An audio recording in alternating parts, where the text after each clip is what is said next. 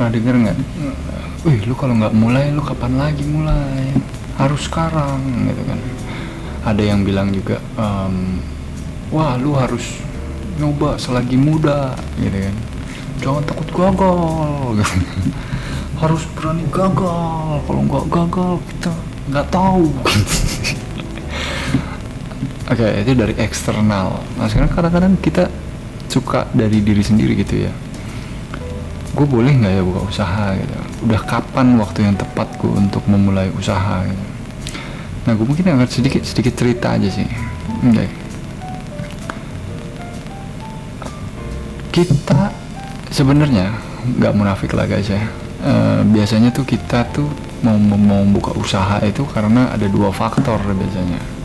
Faktor pertama itu uang, ada tiga faktornya. Faktor pertama uang, kedua uang, ketiga itu kita punya ide yang kita bisa ingin realisasikan, oke? Dan keempat itu ya bantu orang. Ya, gimmicksnya maybe, oke? Some people say that, gue juga gitu sih actually. Gue mau bantu orang, tapi satu duanya tetap uang. uang, ide, bantu orang. Nah, kan dari segala aspek itu kan kadang kita bertanya ya sebenarnya, apakah worth it atau sebanding gitu jika kita mengejar sesuatu dan mengambil resiko yang tidak setimpal gitu. Nah, ini gue kan coba bahas dari segi finansialnya aja dulu. Gue nggak mau ngomongin skill, gue nggak mau ngomongin tetek bengek tai kodoknya lah, oke?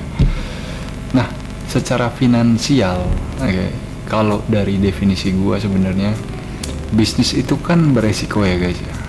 Bisnis itu sangat-sangat beresiko. Jadi ada SPP-nya. SPP-nya itu situ bangkrut pokoknya kayak gitu, oke? Gue selalu standby untuk bangkrut. Jadi bukan nyumpain diri sendiri bangkrut, enggak. Tapi at some point of time, gue tuh setiap kali gue mau mulai sesuatu, gue selalu memastikan bahwa berapapun uang yang gue keluarkan itu ada potensi untuk amblas. Ya, amblas loh ini gue ngomong amblas ya.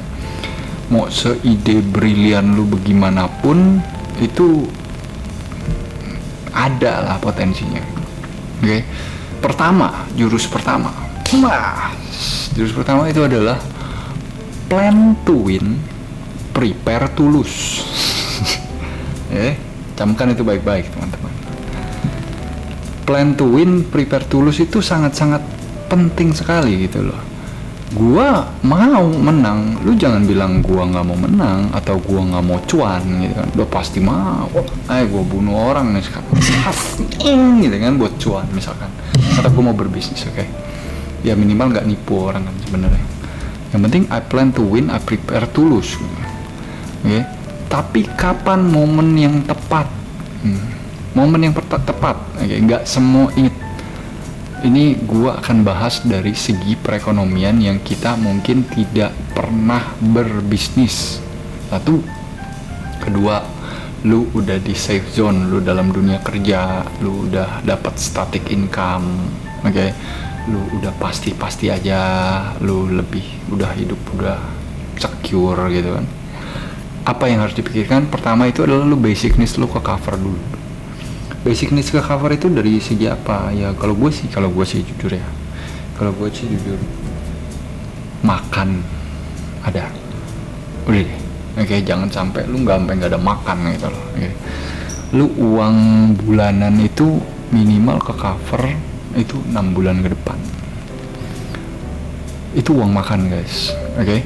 Soalnya ini kenapa lagi komputer gua?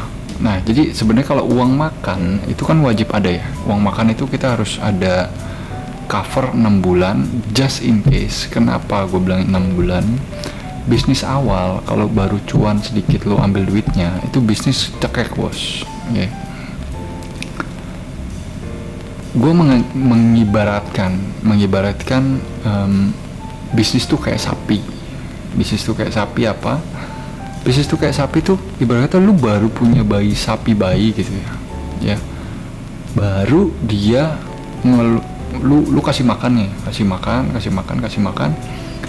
1 bulan nih ya ceritanya, terus dia keluarin susu gitu guys, lu peras dong susunya, lu dapat 1 bucket susu, terus lu tebas palanya, lu tebas dagingnya gitu kan, terus lu makan steak langsung. Besok kagak minum susu lagi dong. Lu makan steaknya hari itu doang gitu kan. Oke, secara finansial itu bisnis tidak boleh diperas dulu di awal. Jadi first basic needs itu udah ke cover, makan lu 6 bulan udah ada. Oke, biar lu hitungin sendiri. Misalkan lu kan orang beda-beda nih ya, misalkan biaya hidup gua misalkan itu adalah gua harus punya biaya minimal 4 juta atau 3 juta sebulan. 3 juta kali 6 tuh guys. Oke. Nah, gue kurang kalkulator nih, gue rada bego soalnya. 3 kali 6 misalkan, ya kan, 3.000 kali 6 itu minimal gue udah punya saving 18 juta aja. Oke, mungkin sebulan lu cuma butuh makan 3 juta, itu udah ke cover. Oke, for next 6 month gue nggak akan banyak cincong, gue hanya makan doang. By the way, this is a story what I did ya. Oke, maybe orang lain mau lakuinnya caranya berbeda, terserah. Itu satu. Makan 6 bulan udah pasti ada, terhitung dengan bills ya. Oke, biaya listrik lah, atau lu mungkin udah sewanya udah bayar setahun ke depan, udah aman. Oke. Kedua itu adalah emergency funds. Maksudnya emergency funds di sini adalah kita hidup kan tidak terduga ya. Oke. Tidak terduga di sini adalah kita nggak ada yang tahu bro, hidup nih what happen gitu loh. Oke. Ya anggaplah lu 3 juta makan, tiba-tiba ban lu kempes, lu nabrak gitu kan, lu harus beli pelek baru gitu, harganya mahal gitu, 1 juta bang gitu kan, terus tiba-tiba lu nggak ada duit makan tuh. Nah itu kan dangerous ya. Oke. Itu kedua. Jadi emergency fund itu berapa baiknya? Gua sih, menurut gua ya setengahnya dari uang money lu lah, atau minimal ada 5 juta aja emergency fund, menurut gua udah fine. Jadi 18 misalkan, 18 tambah 5 ya kan, 18 tambah 5 itu berapa? 23 juta. Oke. Itu satu. Kedua, ketiga itu menurut gua adalah lu harus punya full covered insurance. Nah ini dulu gue liatin bos gue gitu, dulu zaman 2 kerja lah. Ini bos gue gila banget men, nggak ada takutnya gitu, dia berani banget untuk puterin duit gitu. Kenapa nih orang itu? Ternyata gaya orang bule itu, mereka asuransiin ujung sampai ujung, kesehatan, jiwa, mobil, rumah, nyawa kan ya, apa aja, kucingnya pun diasuransi. Nah kenapa dia nggak mau bother keluarkan uang besar yang mendadak? Kenapa di saat uang besar yang mendadak itu akan mengganggu stabilitas financial? Okay. Ibarat kata lu lagi nge-wave gitu, lagi belajar berenang, tiba-tiba ada ombak gede gitu. Bukannya bisa berenang, malah kelelep. Lagi belajar berenang guys, lu bayangin, tiba-tiba ombak gitu. Apalagi lu misalkan kecelakaan gitu, cepret lu harus keluar uang misalkan 50 atau 100 juta gitu untuk biaya operasi. Atau tiba-tiba istri lu hamil, baju gitu, ya kan, beranak gitu, ya kan. Nah itu kan udah sangat fatal ya menurut gue ya. Kalau tidak punya insurance, tiba-tiba ada financial wave yang menghajar kalian punya dompet, itu otomatis kan kita ambil uang bisnis ya. Nah, di situ tuh yang bikin menurut gue tuh berdampak sangat fatal. Insurance itu sangat penting, end to end asuransiin, daripada kenapa-napa main aman aja dulu gitu kan. Oke. Itu insurance. basic needs, assurance, emergency funds. Terus adalah ini yang keempat, menurut gue ini rada susah. Itu lu harus bisa have control of your own desire. Maksudnya apa nih control your own desire? Nah, kita kan kadang-kadang ya manusia tuh kan kayak anak-anak jaksel gitu, work life balance lah, self reward lah, bahasa-bahasa yang dibuat itu untuk bikin generasi lemah yang cengeng dikit-dikit gitu ya ngerti sih, ada benernya, harus kita ada self reward, harus ada work life balance, true, tapi jangan itu dijadikan alasan gitu loh, ngerti sih? Oh, gue harus ada self reward nih, self rewardnya 2 minggu sekali, tai juga lo. Itu harus bisa kontrol gitu, desire. Gue kenapa ngomongin gini? Kenapa? Karena di bisnis itu apa ya, kita harus berani YOLO gitu loh. Kita harus bisa membedakan uang personal sama bukan uang personal. Itu yang seksi kelimanya tuh. Bedakanlah uang personal dan bisnis. Nah, gimana cara bedanya bang? Nah gini ya, jadi zaman dulu gue mulai usaha, ini lucu nih cara mulai usaha gue ya. Jadi kan misalkan kalian punya uang, misalkan kasarnya ada 50 juta gitu ya, ada 50 juta, terus kalian mau jadikan itu bisnis. Udah ada nih emergency funds 25 juta misalkan, ya udah uang kalian berarti 75 juta gitu ya. Anggaplah dulu gue begitu, 50 juta buat bisnis, 25 juta emergency fund, duit makan dan kawan-kawan selama 6 bulan.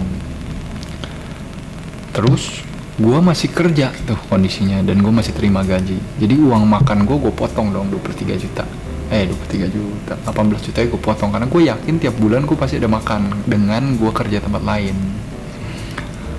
Bisnis jalan tetap.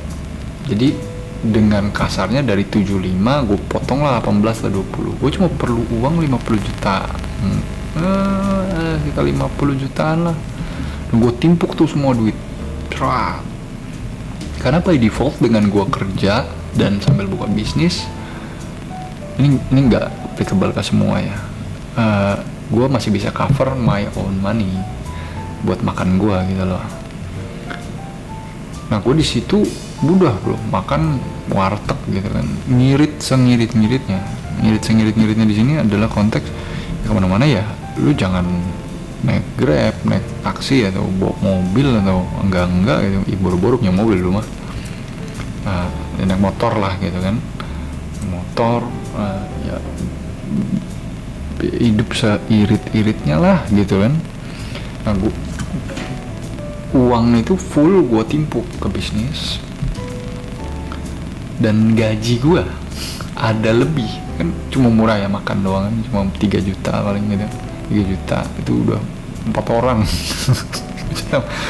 Itu tuh makan 4 orang bos, bukan sendiri. 3 juta sendiri mah hedon kali ya. Tiap hari ya bawa kotak nasi makan gitu kan, biar irit gitu. Tiap hari ya makannya di rumah, nggak ada tuh makan keluar mah, berboro gitu kan. Ya paling juga beli somai ya abang depan gitu. Nah itu ngirit segitu, nggak ada tuh namanya holiday, staycation, take hotdog gitu. Selama 6 bulan ada sisa uang, gue timpukin lagi ke bisnis dengan syarat ya, your business making sales, oke. Your business making money, timpuk terus uangnya untuk diputar terus. Itu ya terserah deh kalian mau ngapain, mau ekspansi kayak buka cabang kayak mau ngapain kayak mau, pokoknya intinya make sure the business works and then putar duitnya ya. Make sure the business works dulu, jangan nggak works. Nah gue punya prinsip namanya live under the wave. Maksudnya apa nih bang, live under the wave? Live under the wave tuh kayaknya kan ombak ya kan, kalau manusia nih pada dasarnya, pada umumnya sih, bukannya gue bilang duitnya banyak ke lifestyle-nya makin naik. Ya kan? Jadi ya kan, wah ada ombak, oh bensin pecah, oh masih bisa beli. Tenang aja gitu kan, masih, tapi terombang-ambing bos di atas, nggak enak kalau menurut gue ya. Menurut gue hidup begitu nggak enak. Maksudnya gini loh, uang lu ada 50 juta buat DP gitu kan, 50 juta buat DP, DP mobil misalkan. Ini gue silent lu nonton gue nih bersih. Lu abisin 50 juta itu buat DP, abis itu nyicil something gitu, oke. Itu lu bikin lu tuh sebenarnya nggak ada napas bro. Ini sih nggak ada napas. Kalau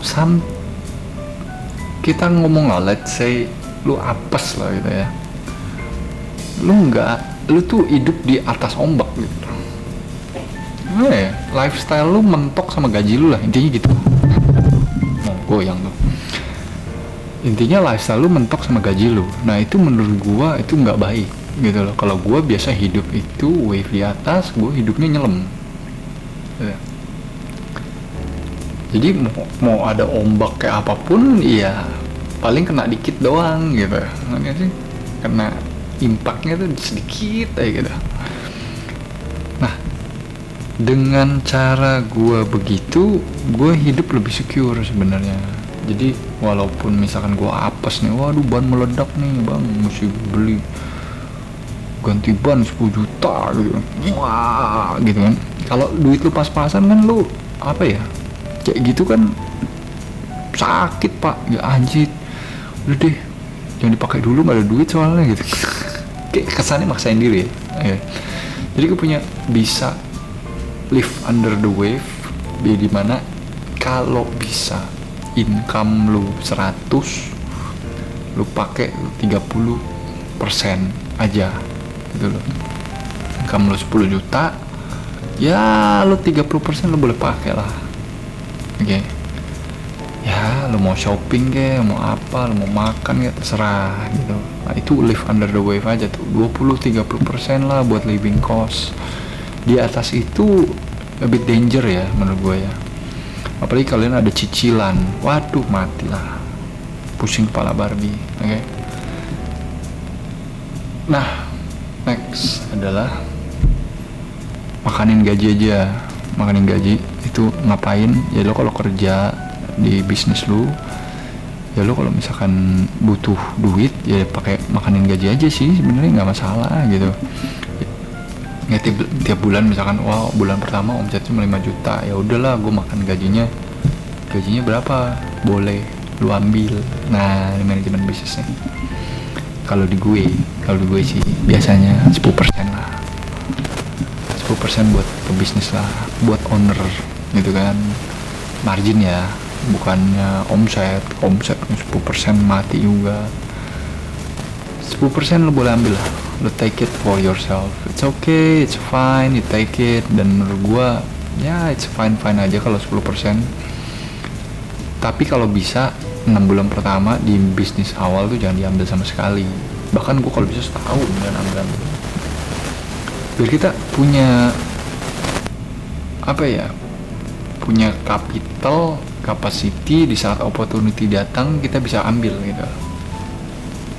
Kalau kita nggak punya capital, kita nggak punya capacity, opportunity datang nih gitu, wah gila men, sekarang ternyata jual remote lagi kenceng banget nih ya. Modal jual remote berapa bro? Jual remote perlu 80 juta bro buat lengkapin, aduh gua nggak ada duit, miss opportunity gitu ya.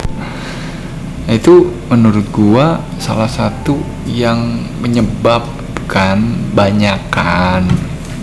bukan ini sih, lebih banyakan pebisnis muda, pebisnis awal tuh mereka mikir nih, omset misalkan bulan ini 100 juta, weh jos, bikin kelas nih gue langsung jago, omset gue bisa ngasih 100 juta. Gimana cara menghasilkan 100 juta pertama? Biji kadut. Jadi misalkan lu dapat 100 juta, ya biasanya tuh anak-anak biasa tuh langsung ambil, wah gila, wah, kenceng bro gua mah. Yalah makan fine dining, wah baru 2 bulan langsung kredit mobil, cicilannya 10 juta sebulan, mati lalu. Nah problemnya tuh di situ selalu biasanya, lika-liku financial di saat mulai bisnis ya. Jadi saran gue, kalau kalian bisa implementasikan itu, terutama itu bedain uang personal dan bisnis itu, menurut gue itu boleh lah gitu. Terakhir, kalau bisa itu jangan ada cicilan. Kenapa? Kalau ada cicilan tuh apa ya, kalian tuh kayak naik kuda di lava, kudanya kebakar, keretanya kebakar gitu loh. Jadi Ghost Rider gitu. Jadi lu nggak bisa tenang hidup lu gitu loh. Nanti gak sih, needs lu sama financial lu tuh pepet-pepetan gitu. Gali lubang tutup lubang, gali lubang tutup lubang, gali lubang tutup lubang. Itu yang bikin lu tuh apa ya, sebenarnya lu jadi gampang nyerah bro. Gue bukan bilang gue bisa bang, ya bisa aja. Tapi gini loh, menurut gue sendiri, bisnis tuh maraton, lama gitu loh. Jalannya tuh bisa 5, ya kalau lu hoki bisa kaya beli Mercy 2 tahun sih boleh lah. Most of the time bisnis kan long term, lama lah ya gitu ya. Financialnya kan mesti diputer-puter, ya anggaplah setahun, 2 tahun, 3 tahun gitu kan. Kalau lu pepet-pepetan gitu, setahun biasanya tuh lu udah kecapean bos. Aduh hidup gue gini amat, aduh capek, energi lu tuh keburu habis ya before lu even do anything lah. Udah keburu capek lah, udah kayak aduh gue nggak mau lagi lah gitu, capek gitu kan, nyerah, gampang nyerah jadinya. Jadi itu yang problematik menurut gue, yang harus dikonsider sebelum mulai bisnis. Summarize-nya itu adalah, pertama basic needs udah cover, kedua itu asuransi harus ada ya, emergency fund itu ada pasti gitu loh. Kalau bisa ada kerjaan lain buat beduk itu lebih baik lagi sih sebenarnya. Itu keempat itu adalah control your own desire, tahan nafsu lah, work life balance, work hard dulu, self reward nanti gitu. Itu 5, live under the wave, biasain hidup sederhana aja, jangan berlebihan. Itu gue ya. 6, bisa bedain uang personal dan bisnis. 7, kalau memang perlu ya lu makanin gajinya aja, profitnya jangan ditelen sampai evaluate setahun ke 2 tahun. Nah itu aja sih kalau dari gua. Kalau lu menurut lu bisa menurut lu, gue bisa tuh kayak gitu tuh ya kalau kalian punya ide yang baik gitu kan, dan punya kapitalnya, punya modalnya, then go. Itu udah good signal sebenarnya. Bang, gue ada basic needs gue cover nih bang, gue ada freelance-an, ya udah. Terus asuransi ada bang, BPJS ya lumayan lah, minimal ada kan. Terus emergency fund udah ada bang, ya gue mah seberapa aja cukup gitu kan, 5 juta ya gitu kan. Bukan desire control lah, gue mah udah dari dulu hidup sederhana gitu kan. Ya udah, go gitu kan. Nah, itu adalah financial strategy di awal ya. Ini gue cuma ngomong di awal ya, gue nggak ngajarin orang cara pakai duit. Gue dulu di awal-awal tuh lebih gimana ya, pas gue itu udah dalam checklist kepala gue nih, ting, wah ini bisa nih, udah semua isi ATM gue kuras, isi Sparta gitu. Ya gitu. Emang itu yang cara terbaik untuk memulai bisnis. Makanya hati-hati aja, kadang-kadang lu jangan kebawa kata orang lah, atau ngikutin yang lagi rame nih, ikut sini jual ini, opportunity nih, peluang nih gitu ya. Itu hati-hati juga.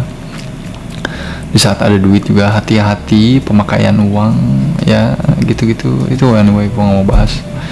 So early stage of the business menurut gua checklist selesai,